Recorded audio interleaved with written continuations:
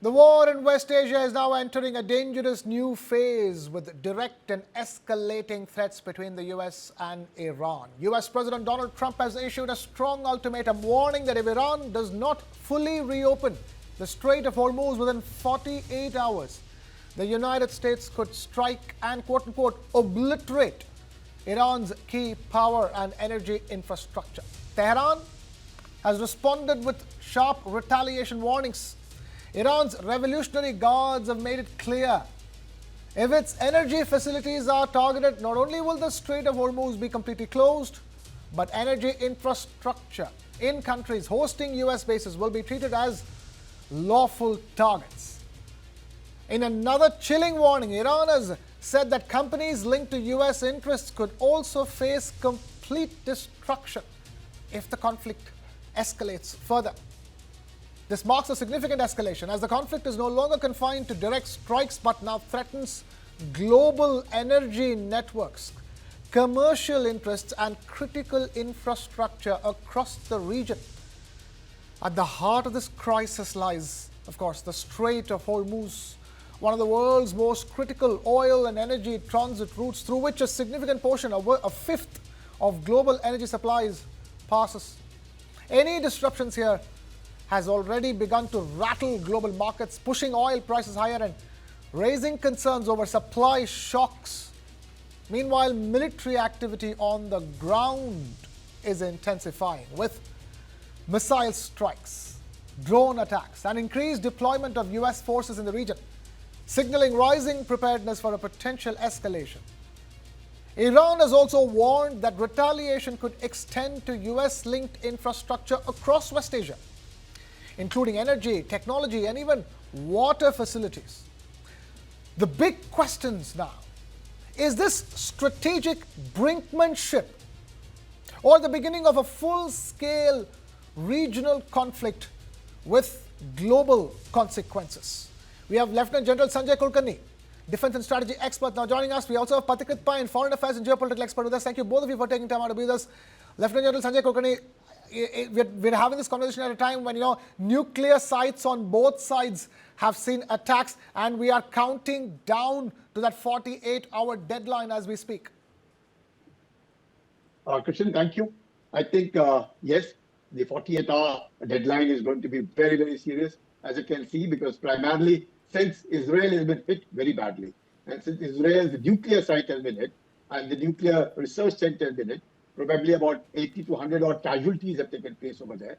So that's the result, and that could be the cause that Israel has also retaliated. And but the casualties on the Iranian front are not known. But notwithstanding, Iran has suffered tremendous casualties, over maybe 3,000 to 5,000 dead, over 18 to 20,000 injured, infrastructure almost demolished.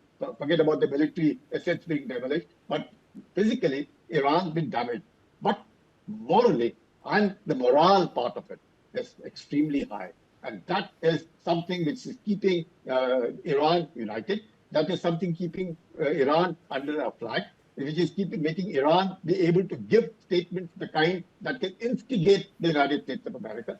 And the United States of America at this point of time find themselves in a catch-22 situation. They don't know how to react to this kind of statements emanating from Iran.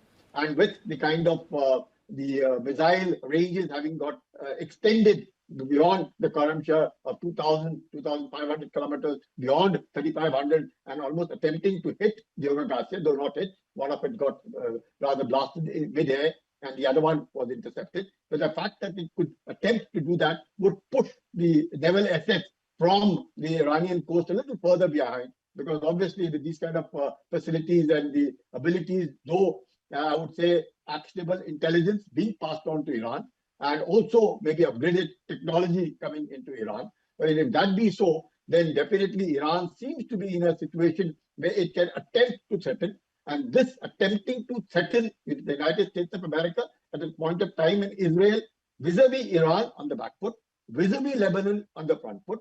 And in that situation, you find that, yes, the retaliation by the United States after maybe 48 hours of ultimatum, with the Marines also moving in, there is a possibility of the crisis and the kind of division of the world being attempted by Iran to say, well, all ships can pass through the Strait of Hormuz other than the enemy ships. So identifying the enemy ships by virtually stating that anyone under the American flag or the Israeli flag will be treated as enemy. However, of course, most of these tankers don't necessarily take oil of the flag that they fly or the crew that they have or the tanker that they have or even being insured by somebody else. So it's extremely difficult to know whose oil, whose crew, whose ship, which destination. So that is something. But notwithstanding, I'm sure the Iranians would, in their endeavor to attempt to do that. So the world seems divided. And in this context, well, I don't know how much NATO would come forward. The UK has moved forward their ships in a view to use their tomahawk across on the Iranian soil. So there is a shibboleth. And yes, next 48 hours are extremely crucial because the United States wants to end the war. Iran wants to extend the war.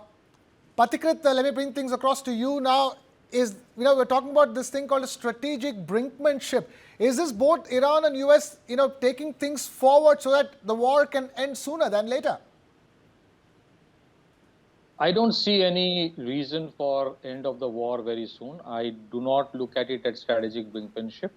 I look at it as hitting of critical infrastructures, energy infrastructure has been a norm and an exception in wars in the recent past over the last, say, 2 decades. So the Iranians have got massively hit in their strategic infrastructures. And I think the Iranians now are trying to do the same.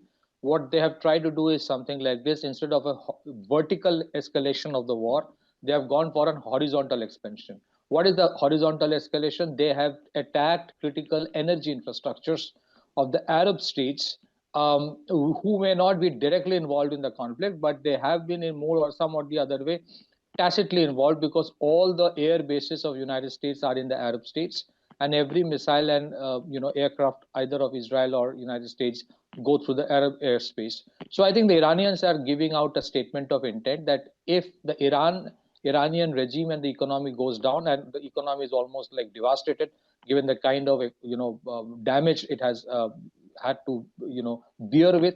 I think the message is that if they can't, they will not allow anyone else to flourish, and that is the message. So, but again, there are 2 3 things. I think there has been somewhere an underestimation about the kind of improvisation the Iranians have done with some in terms of weapon systems. There is no way one can say that they are on the same footing. Of course, the Israelis and the Americans have a far bigger edge in this war. The Iranians have suffered far more. But if anybody was thinking that it will be a one-sided war, certainly it is not happening that way. Okay. Iran is not an Iraq. Secondly, if you look at the kind of improvisation in terms of the missile 358, which exactly was the one which brought down the F-35, or almost 16 to 17 aircrafts the Americans have lost. There are reports that the casualties are far more than what they are saying. The 4,000-kilometer range of a missile, that is a statement of intent, even though it did not go and attack, hit something. I think the war has gone to a stage where the Americans did not anticipate or calculate it. Okay. Secondly, if you look at what happened in case of Gulf War, the entire NATO was backing the Americans. This time we see a deviation, a complete divergence. The question is what happens next. We must remember the kind of ballistic missile attacks the Iranians are doing on Israel. Israel is a very small space with very small, it doesn't have a strategic depth. It has high concentration of buildings. So even if there's a margin of error of 200 meters, wherever the missile hits, it hurts the Israelis. Now, Israelis also have ballistic missiles. We must not forget they have Jericho 1, 2, 3, 4. Will they remain, restrained in terms of using ballistic missiles? Can the Americans stop them from using it on Iran? That's question one. Secondly, what else the Iranians have which are still part of the elements of surprise, undeclared capabilities? That is something we are not aware of. All in all, this war is far from over. If the Americans are thinking of putting boots on the ground, that's going to be very challenging. We must understand that it's a decentralized mosaic structure they have.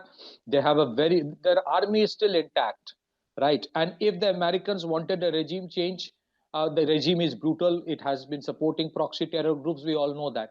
But what they are doing in terms of bombing, where there are too much of collateral damage, people are suffering, you don't see the people of Iran taking up arms against the regime anymore, because it tend to galvanize people under the flag in the face of an external aggression. That is happening. So I think the war is becoming far more complex, whose outcome it is very difficult to anticipate.